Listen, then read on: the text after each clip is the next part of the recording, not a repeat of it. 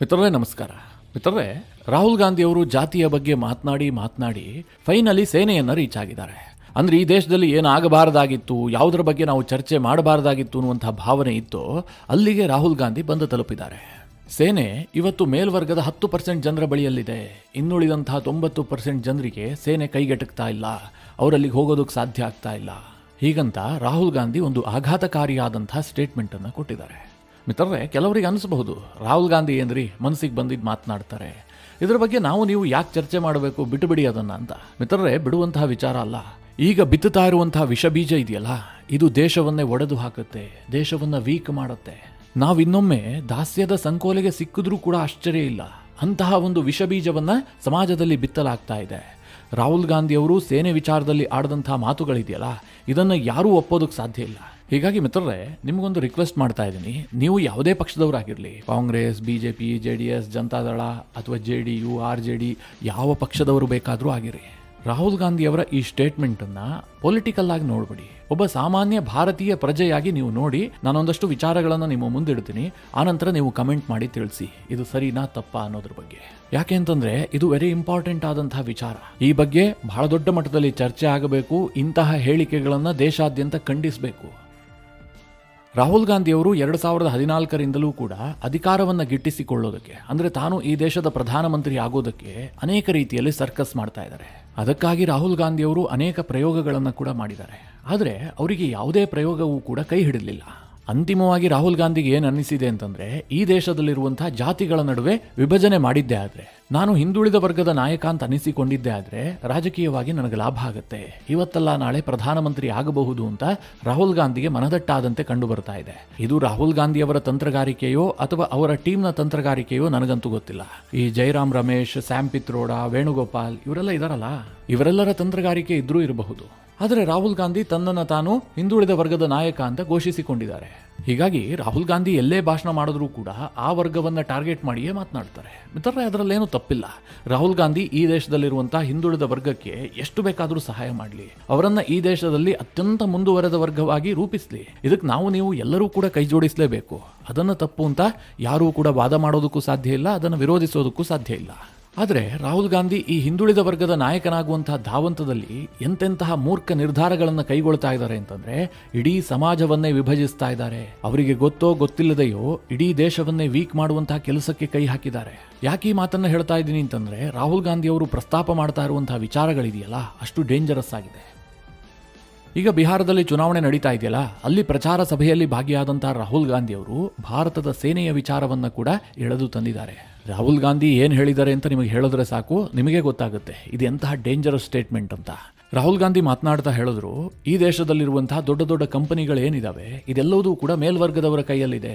ಅಂಬಾನಿ, ಅದಾನಿ ಅಂತವರ ಕೈಲೇ ಇರುವಂತಹದ್ದು. ನೀವು ಬೇಕಾದ್ರೆ ಈ ದೇಶದಲ್ಲಿರುವಂತಹ ಟಾಪ್ 500 ಕಂಪನಿಗಳನ್ನ ಪಟ್ಟಿ ಮಾಡಿ, ಅದರಲ್ಲಿ ಯಾರಾದರೂ ದಲಿತರಿದ್ದಾರಾ, ಹಿಂದುಳಿದ ವರ್ಗದವರಿದ್ದಾರಾ, ಹೀಗಂತ ರಾಹುಲ್ ಗಾಂಧಿ ಪ್ರಶ್ನೆ ಮಾಡ್ತಾರೆ. ಮಿತ್ರರೇ, ಇದು ಮೊದಲನೇ ಡೇಂಜರಸ್ ಸ್ಟೇಟ್ಮೆಂಟ್. ಅದಕ್ಕೆ ಮುಂದುವರೆದು ರಾಹುಲ್ ಗಾಂಧಿ ಹೇಳ್ತಾರೆ, ಈ ದೇಶದ ಸೇನೆಯನ್ನೇ ತೆಗೆದುಕೊಳ್ಳಿ, ನಮ್ಮ ಸೇನೆ ಕೂಡ ಇವತ್ತು ದೇಶದ 10% ಜನರ ಕೈಲಿದೆ. ಅಂದ್ರೆ ರಾಹುಲ್ ಗಾಂಧಿ ಅವರ ಮಾತಿನ ಅರ್ಥ ಏನು ಕೇಳಿದ್ರೆ, ಸೇನೆಯಲ್ಲಿ ದಲಿತರಿಗೆ ಜಾಗ ಇಲ್ಲ, ಹಿಂದುಳಿದ ವರ್ಗದವರಿಗೆ ಜಾಗ ಇಲ್ಲ, ಅಥವಾ ಇನ್ಯಾವುದೋ ಕಮ್ಯುನಿಟಿಯವರಿಗೆ ಜಾಗ ಇಲ್ಲ. ಕೇವಲ ಅಲ್ಲಿ ಮುಂದುವರೆದ ವರ್ಗದವರನ್ನ ಮಾತ್ರ ಸೇರಿಸಿಕೊಳ್ಳಲಾಗತ್ತೆ, ಅವರೇ ಸೇನೆಯನ್ನ ನಿಭಾಯಿಸ್ತಾ ಇದ್ದಾರೆ. ಇದು ರಾಹುಲ್ ಗಾಂಧಿ ಅವರ ಮಾತಿನ ಸಾರ. ಇವತ್ತು ಭಾರತದ ಸೇನೆಯನ್ನ ಯಾವ ರೀತಿಯಾಗಿ ರೂಪಿಸಲಾಗಿದೆ ಅಂತಂದ್ರೆ, ಅಲ್ಲಿ ಯಾವುದೇ ಜಾತಿ ಧರ್ಮಕ್ಕೆ ಮಾನ್ಯತೆಯೇ ಇಲ್ಲ. ಕಂಪ್ಲೀಟ್ ಆಗಿ ನಿಮ್ಮ ಮೆರಿಟ್ ಆಧಾರದಲ್ಲಿಯೇ ಸೇನೆಗೆ ಜಾಯಿನ್ ಮಾಡಿಸಿಕೊಳ್ಳಲಾಗುತ್ತೆ. ಇಷ್ಟು ಹೈಟ್ ಇರಬೇಕು, ಇಷ್ಟು ವೆಯ್ಟ್ ಇರಬೇಕು, ಈ ರೀತಿಯಾಗಿ ಓಡಬೇಕು, ಆರೋಗ್ಯ ಸ್ಥಿತಿ ಹೀಗೆ ಇರಬೇಕು, ಇದೆಲ್ಲದನ್ನ ಪರಿಗಣಿಸಲಾಗುತ್ತೆ. ಅವ್ರದ್ದೇ ಆದಂತಹ ಸರ್ಟನ್ ಕ್ರೈಟೀರಿಯಾಗಳಿದಾವೆ. ಸೇನೆಗೆ ಜಾಯಿನ್ ಆಗುವಂತಹ ಸಂದರ್ಭದಲ್ಲಿ ಅಲ್ಲಿ ಯಾವುದೋ ಆಫೀಸರ್ ಕೂತ್ಕೊಂಡು ನೀನು ದಲಿತನ, ನೀನು ಬ್ರಾಹ್ಮಣನ, ನೀನು ಲಿಂಗಾಯತನ, ನೀನು ಒಕ್ಕಲಿಗನ, ಇದು ಯಾವುದನ್ನು ಕೇಳೋದಿಲ್ಲ. ನೀವು ಸಾಮಾನ್ಯವಾಗಿ ಸೋಷಿಯಲ್ ಮೀಡಿಯಾ ವಿಡಿಯೋಗಳಲ್ಲಿ ನೋಡಿರ್ತೀರಿ, ಅಲ್ಲಿ ಮೊದಲಿಗೆ ಹೈಟ್ ಅನ್ನು ಚೆಕ್ ಮಾಡಲಾಗುತ್ತೆ. ಆ ಹೈಟ್ ಇಲ್ಲ ಅಂತಂದ್ರೆ ಅವನು ಬ್ರಾಹ್ಮಣನಾಗಿರ್ಲಿ, ದಲಿತ ಆಗಿರ್ಲಿ, ಒಕ್ಕಲಿಗಾಗಿರ್ಲಿ ಯಾರಾದರೂ ವಾಪಸ್ ಕಳಿಸ್ಬಿಡ್ತಾರೆ. ಅಂದ್ರೆ ನಮ್ಮ ಸೇನೆಯನ್ನ ಜಾತಿ ಧರ್ಮದಿಂದ ದೂರ ಇಡಲಾಗಿದೆ. ಅಲ್ಲಿ ಬೇಕಾಗಿರುವಂತಹದ್ದು ಕೇವಲ ದೇಶ ಪ್ರೇಮ ಮಾತ್ರ, ನಿಮಗೆ ದೇಶವನ್ನ ರಕ್ಷಿಸುವ ಸಾಮರ್ಥ್ಯ ಮಾತ್ರ. ಈ ಹಿಂದೆ ಭಾರತವನ್ನ ಬ್ರಿಟಿಷರು ಆಳ್ತಾ ಇದ್ದಂತಹ ಸಂದರ್ಭದಲ್ಲಿ ಬ್ರಿಟಿಷರು ಜಾತಿ ಧರ್ಮದ ಆಧಾರದಲ್ಲಿ ಸೇನೆಯನ್ನು ರೂಪಿಸಿದ್ರು. ಸೇನೆಯಲ್ಲಿ ಜಾತಿ ಗಣತಿಯೂ ಕೂಡ ನಡೀತಾ ಇತ್ತು. ಆದರೆ 1947ರಲ್ಲಿ ಭಾರತ ಸ್ವತಂತ್ರಗೊಳ್ಳುತ್ತಲ್ಲ, ಆಗ ಭಾರತ ಸರ್ಕಾರ ಇದನ್ನು ರದ್ದು ಮಾಡಿಬಿಡ್ತು. ಯಾವುದೇ ಕಾರಣಕ್ಕೂ ಕೂಡ ಸೇನೆಯಲ್ಲಿ ಜಾತಿ ಧರ್ಮವನ್ನ ಎಂಟ್ರಿ ಕೊಡಕೂಡದು, ಕೇವಲ ಸೇನಾ ಮೆರಿಟ್ ಆಧಾರದಲ್ಲಿಯೇ ನೇಮಕಾತಿ ಆಗಬೇಕು ಅಂತ ಆಗ್ಲೇ ನಿಯಮ ಮಾಡಲಾಗಿದೆ. ಹೀಗಾಗಿ ಭಾರತದ ಸೇನೆಯಲ್ಲಿ ಎಲ್ಲಾ ಜಾತಿ ಎಲ್ಲಾ ವರ್ಗದವರಿಗೂ ಕೂಡ ಮುಕ್ತವಾದಂತಹ ಅವಕಾಶ ಇದೆ. ಮಿತ್ರರೇ, ಎಷ್ಟರ ಮಟ್ಟಿಗೆ ಅಂತಂದ್ರೆ ಭಾರತದ ಸೇನೆಯಲ್ಲಿ ಧರ್ಮವನ್ನ ಕೂಡ ಕೇಳಲ್ಲ. ಮುಸ್ಲಿಮರು ಕೂಡ ನಮ್ಮ ಸೇನೆಯಲ್ಲಿ ಸೇವೆ ಸಲ್ಲಿಸ್ತಾ ಇದ್ದಾರೆ. ಇತ್ತೀಚಿನ ಉದಾಹರಣೆಯನ್ನೇ ತೆಗೆದುಕೊಳ್ಳಿ. ಆಪರೇಷನ್ ಸಿಂಧೂರದ ಸಂದರ್ಭದಲ್ಲಿ ಕರ್ನಲ್ ಸೋಫಿಯಾ ಕುರೇಶಿ ಎಂತಹ ಸದ್ದು ಮಾಡಿದ್ರು. ಇತ್ತೀಚೆಗೆ ಭಾರತ ಸರ್ಕಾರ ವೀರಚಕ್ರವನ್ನ ಘೋಷಣೆ ಮಾಡಿತು. ಆ ಪಟ್ಟಿಯಲ್ಲಿ ಸ್ಕ್ವಾಡ್ರನ್ ಲೀಡರ್ ರಿಜ್ವಾನ್ ಮಲ್ಲಿಕ್ ಹೆಸರು ಕೂಡ ಇತ್ತು. ಯಾಕಿತ್ತು ಕೇಳಿದ್ರೆ, ರಿಜ್ವಾನ್ ಮಲ್ಲಿಕ್ ಕೂಡ ಆಪರೇಷನ್ ಸಿಂಧೂರದ ವೇಳೆ ತನ್ನ ಪ್ರಾಣವನ್ನು ಲೆಕ್ಕಿಸದೆ ಭಾರತದ ಪರವಾಗಿ ಯುದ್ಧ ಮಾಡಿದ್ರು, ಪಾಕಿಸ್ತಾನಕ್ಕೆ ನೀರು ಕುಡಿಸಿದ್ರು. ಇದೇ ಕಾರಣಕ್ಕಾಗಿ ಭಾರತ ಸರ್ಕಾರ ರಿಜ್ವಾನ್ ಮಲ್ಲಿಕ್ಗೆ ವೀರಚಕ್ರವನ್ನ ಕೊಟ್ಟು ಸನ್ಮಾನಿಸೋದಕ್ಕೆ ನಿರ್ಧಾರ ಮಾಡಿತು. ರಿಜ್ವಾನ್ ಮಲ್ಲಿಕ್ ಮುಸ್ಲಿಂ ಅಪ್ಪ ಅಥವಾ ಸೋಫಿಯಾ ಕುರೇಶಿ ಮುಸ್ಲಿಮ್ಮು, ಈ ಕಾರಣದಿಂದಾಗಿ ಅವರಿಗೆ ಸೇನೆಯಲ್ಲಿ ಹೆಚ್ಚಿನ ಪ್ರಾಮುಖ್ಯತೆ ಕೊಡಬಾರ್ದು, ಅವರಿಗೆ ವೀರಚಕ್ರ ಕೊಡಬಾರ್ದು, ಯುದ್ಧದಲ್ಲಿ ಅವರು ಭಾಗಿಯಾಗಬಾರದು, ಕೇಂದ್ರದಲ್ಲಿ ಬಿಜೆಪಿ ಅಧಿಕಾರದಲ್ಲಿರೋದು, ಹೀಗೆಲ್ಲ ಸರ್ಕಾರ ನಡೆಸೋದಕ್ಕೆ ಸಾಧ್ಯ ಆಗುತ್ತಾ? ಸೇನೆಗೆ ಬೇಕಾಗಿರುವಂತಹದ್ದು ದೇಶಾಭಿಮಾನವೇ ಹೊರತು ಜಾತಿ ಧರ್ಮ ಅಲ್ಲ. ಜಾತಿ ಧರ್ಮ ಬೇಕಾಗುವಂತಹದ್ದು ಕೇವಲ ರಾಹುಲ್ ಗಾಂಧಿ ಅವರಂತಹ ರಾಜಕಾರಣಿಗಳಿಗೆ ಮಾತ್ರ. ಒಂದು ರಾಹುಲ್ ಗಾಂಧಿಯಂತಹ ನಾಯಕರು ಅರ್ಥ ಮಾಡ್ಕೊಳ್ಬೇಕು ಏನು ಕೇಳಿದ್ರೆ, ಈ ದೇಶದಲ್ಲಿ ಯಾವುದೇ ವ್ಯಕ್ತಿಯೂ ಕೂಡ ಸಂಬಳಕ್ಕಾಗಿ ಸೇನೆಯನ್ನ ಸೇರೋದಿಲ್ಲ. ಸಂಬಳಕ್ಕಾಗಿ ಸೇನೆಗೆ ಸೇರಿದಂತವನು ದೇಶಕ್ಕಾಗಿ ಯುದ್ಧ ಮಾಡೋದಕ್ಕೆ ಸಾಧ್ಯವೇ ಇಲ್ಲ. ಎದುರಾಳಿ ಗನ್ ಹಿಡಿದು ಬಂದಾಗ ಆತನಿಗೆ ಗುಂಡಿಗೆ ನಿಲ್ಲೋದಿಲ್ಲ. ಸೇನೆಗೆ ಸೇರಬೇಕು ಅಂತಂದ್ರೆ ಅದಕ್ಕೆ ಆದಂತಹ ಮನಸ್ಥಿತಿ ಬೇಕು. ಆತ ಸಂಬಳ, ಕುಟುಂಬ ಎಲ್ಲವುದನ್ನ ತೊರೆದು ನನಗೆ ದೇಶವೇ ಮುಖ್ಯ, ದೇಶಕ್ಕಾಗಿ ನಾನು ಪ್ರಾಣತ್ಯಾಗಕ್ಕೂ ಸಿದ್ಧ ಎಂಬಂತಹ ಮನಸ್ಥಿತಿಯವನಾಗಿರ್ತಾನೆ. ಆತ ದಿನದಲ್ಲಿ 8 ಗಂಟೆ ದುಡಿದು ಟೀ ಬ್ರೇಕು, ಲಂಚ್ ಬ್ರೇಕು ತೆಗೆದುಕೊಂಡು ತಿಂಗಳ ಎಂಡಲ್ಲಿ ಸಂಬಳ ಎಣಿಸುವಂತಹ ಮನಸ್ಥಿತಿ ಅವನು ಅಲ್ವೇ ಅಲ್ಲ. ಈಗ ರಾಹುಲ್ ಗಾಂಧಿ ಹೇಳಿದ ಹಾಗೆ ಸೇನೆಯಲ್ಲೂ ಕೂಡ ಮೀಸಲಾತಿ ತಂದ್ರೆ ಏನಾಗುತ್ತೆ ಕೇಳಿದ್ರೆ, ಆ ಸೇನೆಯನ್ನ ಇಟ್ಟುಕೊಂಡು ನಾವು ಪಾಕಿಸ್ತಾನದ ವಿರುದ್ಧವೋ ಚೈನಾ ವಿರುದ್ಧವೋ ಯುದ್ಧ ಮಾಡೋದಕ್ಕೆ ಸಾಧ್ಯ ಇಲ್ಲ. ಅವರನ್ನ ಕಾಂಗ್ರೆಸ್ ಪಕ್ಷದ ಒಂದು ದೊಡ್ಡ ಪ್ರಚಾರ ಸಭೆಯಲ್ಲಿ ತಂದು ಕೂರಿಸಿಕೊಂಡು ರಾಹುಲ್ ಗಾಂಧಿ ಅವರು ಭಾಷಣ ಮಾಡಬಹುದಷ್ಟೇ. ಮಿತ್ರರೇ, ಈ ಸಂಬಳಕ್ಕಾಗಿ ಸೇನೆಗೆ ಸೇರೋದಿಲ್ಲ ಅಂತ ನಾನು ಯಾಕೆ ಹೇಳಿದೆ ಕೇಳಿದ್ರೆ, ನನ್ನ ಪರ್ಸನಲ್ ಎಕ್ಸ್ಪೀರಿಯನ್ಸ್ ಒಂದನ್ನು ಹೇಳ್ತೀನಿ. ನನ್ನ 2 ಆತ್ಮೀಯ ಗೆಳೆಯರು ಸೇನೆಯನ್ನ ಸೇರ್ಕೊಂಡಿದ್ದಾರೆ. ಅದರಲ್ಲಿ ಒಬ್ಬನ ಕುಟುಂಬದ ಬ್ಯಾಕ್ಗ್ರೌಂಡ್ ಹೇಗಿದೆ ಕೇಳಿದ್ರೆ, ಆತ 2 ತಲೆಮಾರಿಗಾಗುವಷ್ಟು ಕೂತ್ಕೊಂಡು ತಿನ್ನಬಹುದು. ಅವರಪ್ಪ ಅಷ್ಟು ಆಸ್ತಿ ಮಾಡಿಟ್ಟಿದ್ದಾರೆ. ಆದರೂ ಕೂಡ ತಾನು ಸೇನೆಯನ್ನೇ ಸೇರಬೇಕು ಅಂತ ಆತ ಹೋಗಿದ್ದಾನೆ. ಆತನ ಕುಟುಂಬ ದೇಶ ಸೇವೆಗೋಸ್ಕರವಾಗಿ ಆತನಿಗೆ ಸಾಥ್ ಕೊಟ್ಟಿದೆ. ಆತನ ಪೇರೆಂಟ್ಸ್ ಏನಾದರೂ ಮನಸ್ಸು ಮಾಡಿದ್ರೆ ಅವನನ್ನ ವಿದೇಶದಲ್ಲಿ ಸೆಟಲ್ ಮಾಡಿಸಬಹುದಿತ್ತು. ಆತನಿಗೆ ಬೆಟರ್ ಆದಂತಹ ಉದ್ಯೋಗ ಸಿಗ್ತಾ ಇತ್ತು. ಇಂತಹ ಸಂದರ್ಭದಲ್ಲಿ ಹೆಂಡತಿ ಮಕ್ಕಳು ಅಪ್ಪ ಅಮ್ಮನನ್ನ ಬಿಟ್ಟು ಆತ ಸೇನೆಗೆ ಸೇರ್ಕೊಂಡಿದ್ದಾನೆ. ಆತನನ್ನ ಕೇಳಿದ್ರೆ ಇದಕ್ಕಿಂತಹ ದೊಡ್ಡ ಗೌರವದ ಕೆಲಸ ನನಗೆ ಈ ಭೂಮಿ ಮೇಲೆ ಇಲ್ಲ ಅಂತ ಹೇಳ್ತಾನೆ.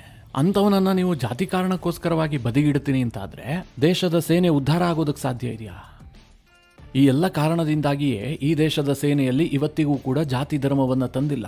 ಹೌದು, ನಮ್ಮ ಸೇನೆಯಲ್ಲಿ ಮರಾಠ ರೆಜಿಮೆಂಟ್ ಇದೆ, ಸಿಖ್ ರೆಜಿಮೆಂಟ್ ಇದೆ, ಗೂರ್ಖಾ ರೆಜಿಮೆಂಟ್ ಇದೆ. ಜಾತಿ ಹೆಸರಿನಲ್ಲೋ ಅಥವಾ ಒಂದು ಪಂಗಡದ ಹೆಸರಿನಲ್ಲೋ ರೆಜಿಮೆಂಟ್ಗಳಿರಬಹುದು. ಆದರೆ ಆ ರೆಜಿಮೆಂಟ್ಗಳಲ್ಲಿ ಅದೇ ಜಾತಿಯವರನ್ನ ಸೇರಿಸ್ಕೊಳ್ತಾರೆ ಅಂತ ನಿಯಮ ಏನೂ ಇಲ್ಲ. ಸಿಖ್ ರೆಜಿಮೆಂಟ್ನಲ್ಲಿ ದಲಿತರು ಕೂಡ ಇದ್ದಾರೆ, ಬೇರೆ ಬೇರೆ ಜಾತಿಯವರು ಕೂಡ ಇದ್ದಾರೆ. ಹೀಗಿರುವಾಗ ರಾಹುಲ್ ಗಾಂಧಿಯವರು ಸೇನೆಯಲ್ಲಿ ಜಾತಿ ವಿಚಾರವನ್ನು ಪ್ರಸ್ತಾಪ ಮಾಡಿರೋದಿದೆಯಲ್ಲ, ಇದು ಅತ್ಯಂತ ನೀಚ ಮಟ್ಟದ ರಾಜಕಾರಣ, ದೇಶವನ್ನ ಅತ್ಯಂತ ವೀಕ್ ಮಾಡುವಂತಹ ರಾಜಕಾರಣವೂ ಕೂಡ ಹೌದು.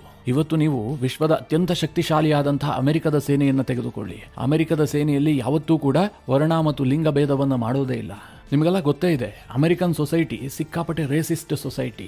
ಇವತ್ತು ಜಗತ್ತಿಗೆ ಅವರು ಪಾಠ ಮಾಡಬಹುದು, ಆದರೆ ರೇಸಿಸಂ ಇವತ್ತಿಗೂ ಕೂಡ ಅಮೆರಿಕದಲ್ಲಿ ಬಹಳ ಆಳವಾಗಿ ಬೇರೂರಿದೆ. ಆದರೆ ಅಮೆರಿಕದ ಸೇನೆಯಲ್ಲಿ ಅದಕ್ಕೆ ಎಂಟ್ರಿ ಕೊಟ್ಟಿಲ್ಲ. ಹಾಗೆ ನೀವು ಚೈನಾದ ಸೇನೆಯನ್ನೇ ತೆಗೆದುಕೊಳ್ಳಿ. ಚೈನಾದ ಕಮ್ಯುನಿಸ್ಟ್ ಪಾರ್ಟಿಯ ಸಿದ್ಧಾಂತ ಏನು ಗೊತ್ತಾ?